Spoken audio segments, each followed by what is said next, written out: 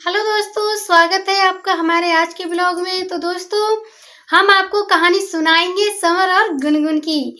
तो guys, summer और गुनगुन की कहानी में आज का मोड़ ये है कि माता पिता अपने बच्चों की गलतियों को छुपाने में लगे हैं। तो दोस्तों, आज गुनगुन के पापा ने राधिका के पापा को बुलाया है। तो गुनगुन कहती है कि पहले तो इन्हें हम में कोई इंटरेस्ट नहीं था, कोई मतलब नहीं रखते थे। इतने टाइम में आज बुलाया है, मीठी चुपड़ी बस वही बातें करेंगे सारा की गुनगुन का क्लियर, और हम पे ही सारी गलती थोप देंगे। तो कहते हैं बेटा कोई बात नहीं, आज चलते हैं, उनकी बातें सुनते हैं, उनके दिल की जो भड़ास है वो भी हमारे सामने आ जाएगी, वो क्या कहना चाहते हैं वो भी आ जाएगी। बेटा सुन लेना चाहिए किसी की। तो कहती पापा मुझे तो बहुत ज्यादा गुस्सा आ रहा है, हम अब कुछ कर भी नहीं रहे हैं, ना बोल रहे हैं उनसे, ना चाल रहे हैं, तब भी हमें डिस्टर्ब कर रहे हैं। कहते बेटा वो बड़े हैं, वो हमसे बड़े हैं, तो चलते हैं। क्योंकि दोस्तों, गुनगुन से ज्यादा राधिका तेज है। तो गाइस, वो चलते हैं और जाकर पहुंचते हैं पौने घंटे में। तो कहते हैं हाँ भाई साहब और सुनाइए, ठीक बढ़िया। वो कहते हैं बढ़िया, राम राम। तो कहते हैं बैठ जाइए, और क्या हाल है, तबीयत कैसी है? हमने सुना था बहुत ज़्यादा तबीयत खराब है आपकी। तो कहते हैं हाँ अभी तो बेटर हूँ, लेकिन था बहुत दुख, तो बैठे बैठे मैंने सोचा क्यों ना तुमसे बात कर ली जाए। तो वो कहते हैं कि बहन जी नज़र नहीं आ रही हैं। तो गुनगुन के पापा बोलते हैं कि बहन जी वो कहीं काम से गई हैं बाहर, थोड़े से काम से आ जाएंगी। बोले अच्छा। बोले वैसे भी मैं तुमसे अकेले में मिलना चाहता था, क्योंकि मुझे सारी बातें तुमसे क्लियर करनी थी, आखिर बात है तो है क्या, और इतनी बात भाई साहब कैसे बढ़ गई। तो वो कहते हैं ये बात मुझसे पूछ रहे हो, गुनगुन से पूछते ना ये बात कैसे बढ़ गई। तो वो कहते हैं गुनगुन से क्या पूछा जाए, हमने तो गुनगुन से बहुत कुछ पूछने की कोशिश की, तभी इतने में ही राधिका बोल पड़ती है तुम्हारी बेटी मुंह खोले तब ना, वो बहुत ज्यादा चुप्पा चालाक है, मगरूरों की जैसी है, अब तो हमें कुछ मतलब ही नहीं है, उसे वहां रहना है तो रहे। तो वो कहते हैं बेटा ऐसा मत बोल, गुनगुन को हम यहाँ ले आएंगे। तो वो कहते हैं भाई साहब गुनगुन को यहाँ ले आओगे फिर भी मेरी बेटी नहीं जाएगी, क्योंकि मेरी बेटी कुछ सड़क पे थोड़ी ना है, सड़क पे नहीं है मेरी बेटी घर चैन से रह रही है और रहेगी। बस तुम्हें क्या, तुम्हारे दामाद वो कह रहे थे जमाई। तो दोस्तों, जो गुनगुन के पापा हैं तो बड़े उससे बोल रहे थे और थोड़े उतावले भी हो गए थे, उन पे थोड़ा ऐठ उठ रहे थे। तो वो कहते हैं कि मुझ पे इतना भड़को मत, तुम्हारी बेटी मेरी बेटी के घर जाकर इतना वो हो गई, उसे यही पता नहीं चला कि मैं किसके मर्द के साथ में हूँ, वो जब का था पति उसका था। तो वो कहते हैं कि अब देख लो उसकी ये हालत कर दी, मेरी बेटी वहां जाकर क्या करेगी, नौकर बन के रहेगी। वो कहते हैं कोई बात नहीं, मैं अपनी बेटी को यहाँ। बोले ये बात तुम कहो मत, अगर एक बार कहोगे तो भी वही बात है, दो बार कहोगे तो भी वही बात है। तुम बात ये समझ लो, अब बात पहुंच गई कोर्ट में, अब कोर्ट ही फैसला करेगा, हमारे तुम्हारे राय मत दे से कुछ नहीं होगा। राय मत दो मुझे बस तुम्हें अपनी बेटी की है।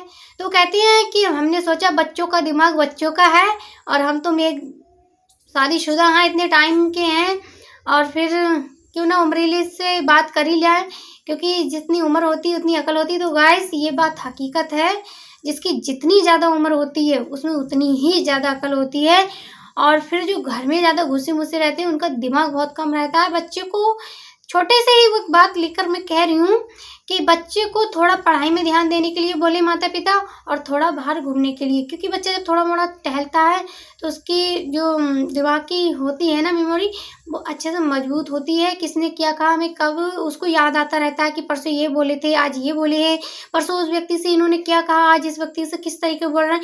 तो बोल चाल का जो कहते हैं लैंग्वेज, तो गाइस जो लैंग्वेज होती है तो बच्चा बाहर सुनता है, और सुनकर ही अपनी सबकी बातों को जहन में भरता है, मेमोरी कार्ड उसकी इधर का उधर उधर का उधर लोड करती रहती है, तो दिमाग उससे मजबूत होता है। तभी तो कहती हैं अक्लमंद वो बाहर रहता है भैया, उसे तो वो बाहर रहता है, वो तो जहाँ तहाँ उठता बैठता है, ऐसे लोगों में वैसे लोगों में, कहते नहीं कहते हैं कि ऐसे लोगों में बैठ रहा वैसे लोगों में, तो इसलिए उठना बैठना भी बहुत ज़रूरी है। तो गाइस वो बोलते हैं कि आप बड़े हैं तो आपकी मुझे सोचना चाहिए था कि सलाह लूँ, तो मुझे सारा क्लियर का जानना है, तो इसलिए मैंने अकेले में बुलाया है। तो बोले क्लियर का क्या जानना है, तुम्हें क्लियर ही जानना था तो अपनी बेटी से एक बार पूछ लेते। तो इतने में ही राधिका बोल पड़ती है, तुम्हारी बेटी के मुँह से तुम्हें बहुत अच्छा लगता सुनने में, हमें क्या, हमने तो उसे समझाया था। तो वो कहते हैं बेटा तू ज्यादा भड़के मत, अगर ऐसा ही है, जब वो थी वहां गुनगुन तो तू क्या कर रही थी, इतना तूने मौका ही क्यों दिया दोनों को चिपकने का, तेरी तरफ से ढील ना थी बेटा। मैं अपनी गुड़िया के बारे में ये नहीं कहूंगा बेटा कि तेरी भी कुछ ना कुछ कमी थी, क्योंकि तूने उन दोनों को एक साइड में क्यों होने दिया, तू अलग बच के क्यों रही। तो उसके पापा बोलते हैं कि मेरी बेटी कोई चौकीदार नहीं थी जो उन दोनों की चौकीदारी करती, वो भी एक इंसान है, घर गृहस्थी में रहने की है। तो राधिका के पापा कहते हैं वो भी एक इंसान है, चौकीदारी करने के लिए नहीं भाई साहब। तो वो कहते हैं भैया फिर भी अपने पति पर नजर रखनी चाहिए थी। तो वो कहते हैं तुम्हें क्या टेंशन, तुम्हारा जमाई तुम्हारी बेटी को रख रहा है, बेटी के बच्चे को रख रहा है, तुम तो नो टेंशन रहो। तो वो कहती पापा ये बताओ अब हम क्या उनके ऊपर रिपोर्टर पार्टी कोई ठोका था कि कोई भी उन्हें इंटरफेयर कर रहे हैं, ये इंटरफेयर कर रहे हैं, हमें क्यों बुला रहे हैं, हमें क्यों डिस्टर्ब करते हैं, न चैन से खुद रहते हैं और न रहने देते हैं। ये तो अपनी बेटी पे ही गए हैं या बेटी फिर इन पर ही गई है, एक से ही है, आज तक तो हमें तुमने याद ही नहीं करा। तो कहते हैं बेटा देखो जब से वो शादी हुई तब से मैं ना मिला हूँ और ना ही तुम लोगों से कांटेक्ट किया। तो वो कहते हैं ये बताओ तुम्हारी बेटी जब उससे डिवोर्स हुआ समर से तो हमने उसकी शादी कराई नहीं कराई। तो वो कहते हैं भाई साहब यही तो बात है, तुमने झटपट शादी कराई फिर समर से राधिका की करा दी, जैसे कि तुम्हें लड़का ही कहीं नहीं मिलता, सारे लड़के ही नहीं है दुनिया में। तो वो कहते हैं आप भुगत तो रहे हैं। राधिका के पापा कहते हैं जैसे ही हमने जल्दबाजी की वैसी भुगत तो रहे हैं, मेरी बेटी 6 महीने नहीं रही वहां। तो राधिका बहुत ज्यादा गुस्सा होती, कहती पापा उठो चलो, अब इनसे बात करने का कोई फायदा नहीं, ये सारा का अपनी बेटी की तरफ ध्यान दे रहे हैं, हमारी तो सारी गलती छांटे जा रहे हैं। वो कहते हैं गुड़िया ऐसी बात नहीं है, मेरी गुड़िया की भी गलती है और तुम्हारी भी है, मैं ये बात नहीं करना चाह रहा हूँ, मगर फिर भी कहीं ना कहीं इस मैटर को सुलझाना तो है। तो वो कहते हैं गुनगुन के पापा से, राधिका के पापा की भाई साहब तुम समझ लो थोड़ा, तबीयत खराब ना हो जाए तुम्हारी।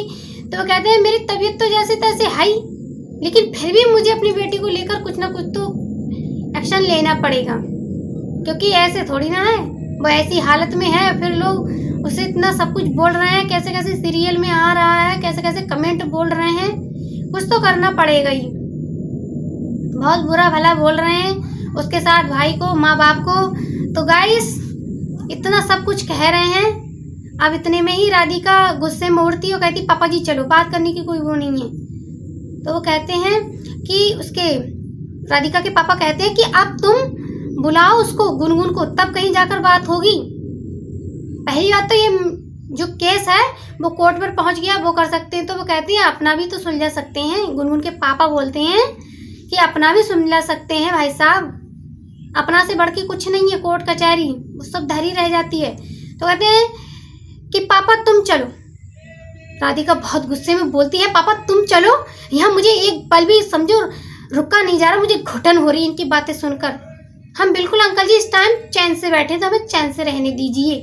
तो चले जाते हैं और इतने में ही उसके गुनगुन के पापा सोचते हैं, कहते मैं कैसे समझाऊं, क्या करूं, बच्चों की नादानियां माँ बाप पर भारी पड़ जाती हैं। तो गाइस एक प्यारा सा कमेंट करें, वीडियो को लाइक करें, शेयर करें, सब्सक्राइब करें, अगर नए तो बेल घंटी जरूर प्रेस करें, और कमेंट में ये जो बोल रहे हैं कि बच्चों की नादानियां या गलतियां माँ बाप पर भारी पड़ती हैं, ये बात सच है या गलत है, तो प्यारा सा कमेंट जरूर करें।